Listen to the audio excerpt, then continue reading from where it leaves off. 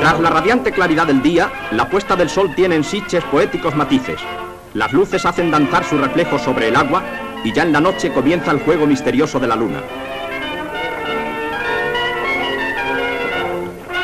Las fiestas en honor de San Bartolomé, patrón de la villa, nos ponen en contacto con los animados lugares de recreo.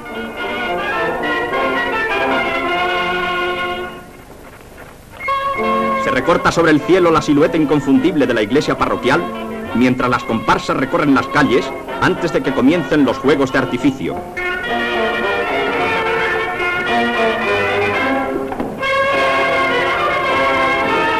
Sobre el espigón de la punta ascienden los cohetes y trenzan su zarabanda de fuegos de pólvora multiplicada sobre el espejo de las aguas.